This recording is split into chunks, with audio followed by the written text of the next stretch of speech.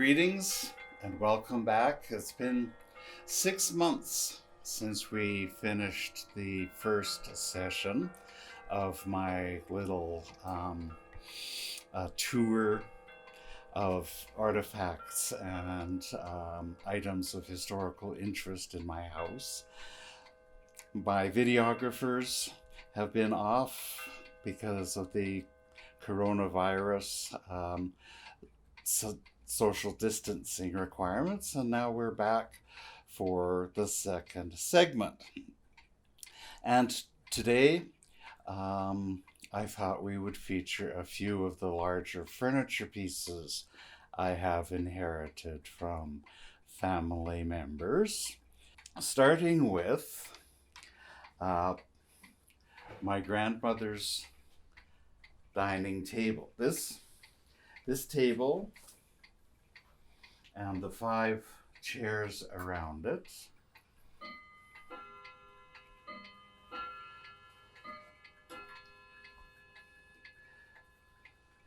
was my grandma Malang's, and I think it dates to just before the 1920s. I don't know if she bought it when she arrived in Canada in 1921, or if they bought it in the United States and brought it up with them. But nonetheless, that table, it has 5 chairs around it, just fits the 5 chairs, but in fact, it comes with 5 leaves and pulls out to a full length. I have been able to put 14 people around the table at its full extension, but Grandma, I think, would have 24 or even more around the table, because instead of chairs, she would have benches around the table, and people would sit hip to hip. You can get a lot of people on a bench, where chairs take up much more room. You don't sit quite so hip to hip. But Grandma always had big Sunday dinners after church at the farm. And I remember we would gather, it would be not just my 5 or 6 aunts and uncles and their spouses and their children, but Grandma was so often entertaining. I remember her cousin, Reverend Julius Hansen, and his wife, frequent guests. Grandma's sisters, Molly and Kay, would come up for a visit. Grandpa's sister, Olive, would come up for a visit. The Scotvilles down the road were always, there were Scotvilles almost at every family party. Grandma just loved having friends and family on a Sunday for dinner. Not fancy food by any means. So it would be roast chicken or roast beef, mixed vegetables out of Grandma's garden, mashed potatoes, all cooked on Grandma's wood stove, apple pie, fruit pie for dessert, Grandma's homemade bread. Simple fare, but very filling, and always lots of it.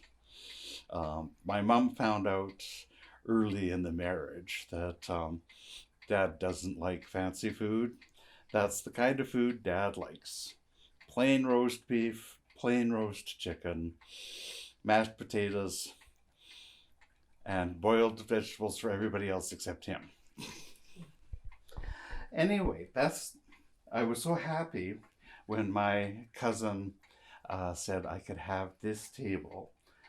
She no longer had any need for it.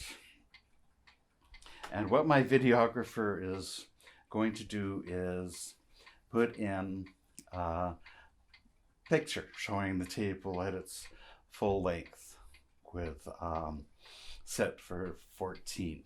Last time I had it at full extension. Now,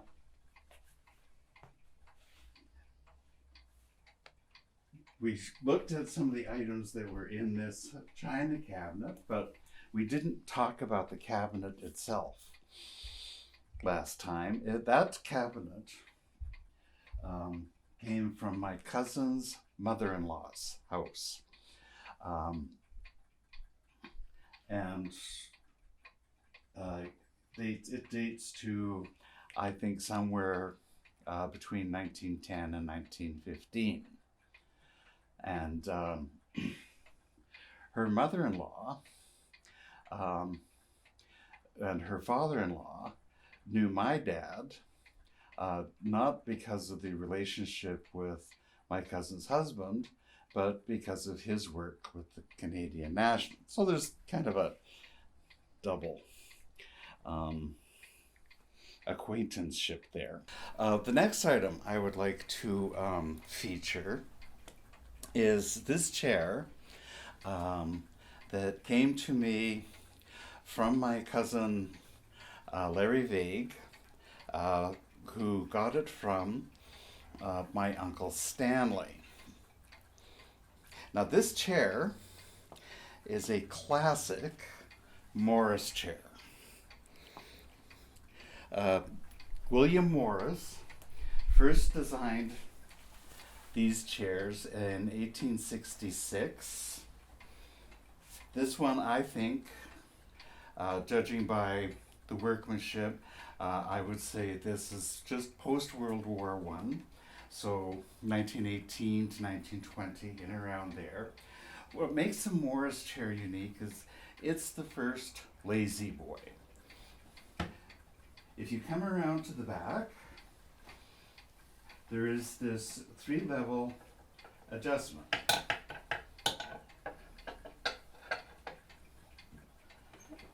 And each adjustment moves the back further down.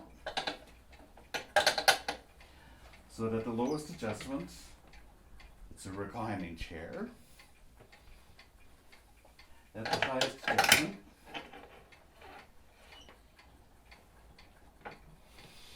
it's an upright chair. Now this particular chair is actually probably British in origin.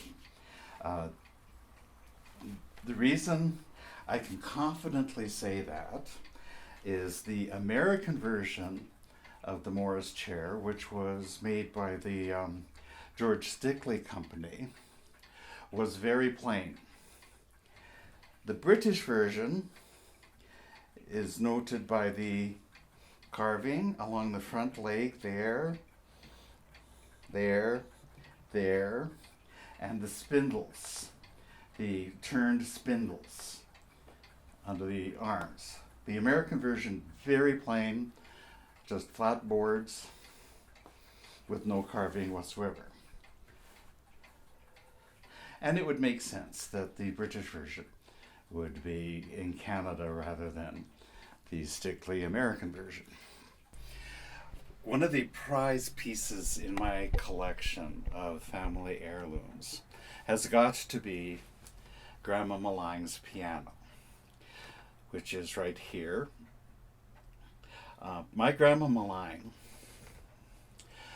came to Canada in 1906 with her father, the Reverend Thomas Torger Carlson, who went on to found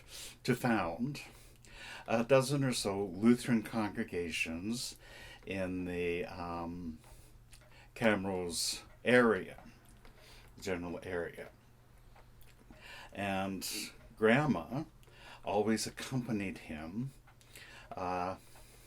as he went around to his various pulpits to play the organ or piano for him. Now this piano is dated to 1896. And the story goes that the church that originally owned it was replacing the piano. And they approached Grandpa Carlson. They said, "We know your daughter Casey. She has been such a gift to the congregation with her music. We want her to have our old piano. So if you promise to give her the piano, we will sell it to you at a very reasonable price."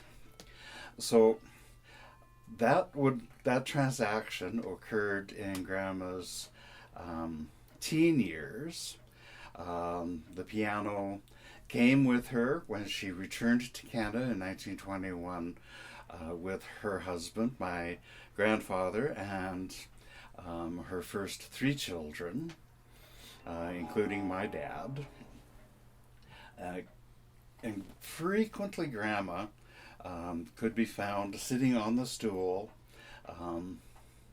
tapping away at the keyboards. In fact, I firmly believe that Grandma used the piano as an outlet for some of her, as an emotional outlet, a way to de-stress and bring some beauty into her life, which wasn't easy. On the farm, no plumbing, no heating, hard work. She did the garden, she did the pigs, she did the chickens, she did the cows. Grandpa did the fields. It was a hard life, and the piano was her outlet. And I have a few pictures of her sitting at the piano playing away. Now, the piano itself, inside the lid, which I can't open up because of the stuff on top, but it does say it originally sold for $350 in 1896. I am quite sure the piano does need some significant work. I don't know how tuneful it is. Let's not forget, these keys would be genuine ivory. That means some elephant or hippopotamus or something died to bring the keys.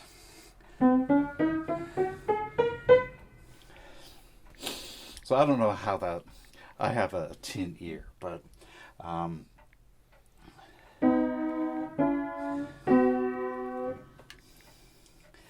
to me it sounds pretty good for something that's 125 years old.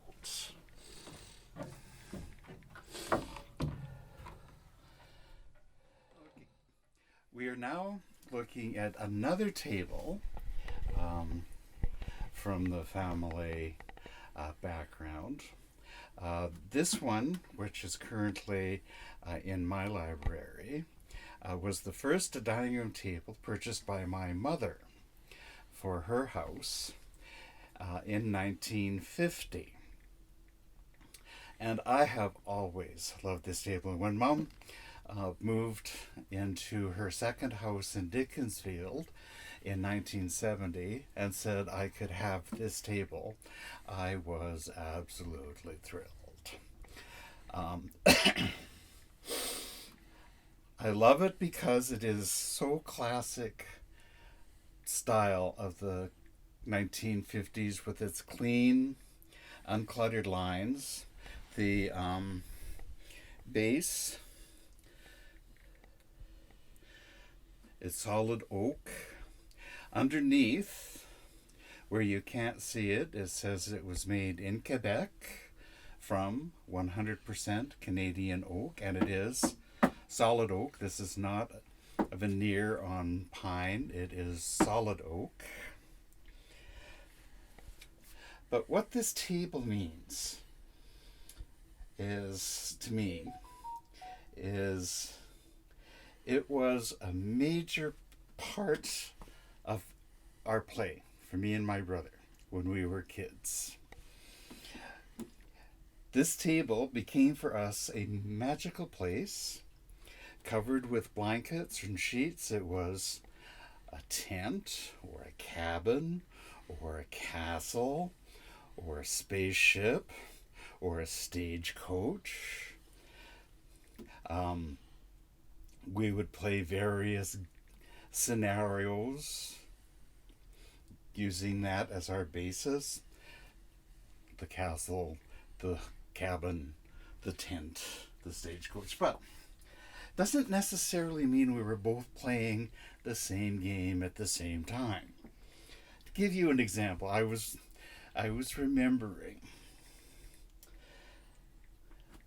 how we used to play. Now, we'd set up 2 chairs at the end, like this.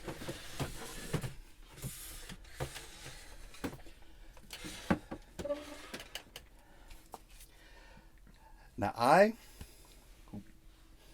was enamored with cowboys and Indians and the Wild Wild West.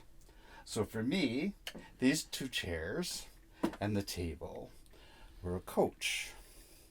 The coachman would sit on the 2 chairs, whipping the horses, and I'd be inside the coach. But for my brother, he read Buck Rogers in the 25th Century. I read Little House on the Prairie. For him, it was a spaceship. The 2 chairs were the bridge of his spaceship. He was the captain, of course. And I was the crew inside the spaceship. So he'd be piloting his spaceship from the command seats in his mind, but in my mind, he was driving a stagecoach from the chairs.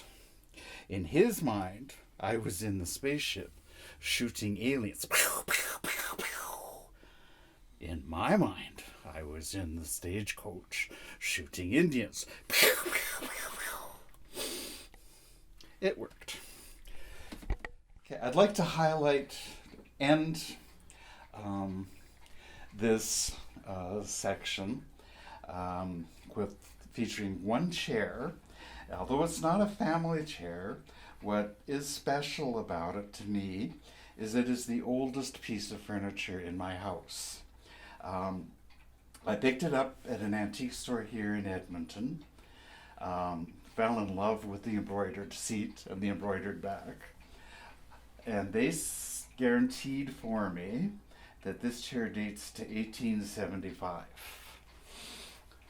And it is the oldest piece in my collection. That's a gentleman's chair. In the front entry is a coordinating chair called a lady's chair. The difference between them is the lady's chair does not have arms.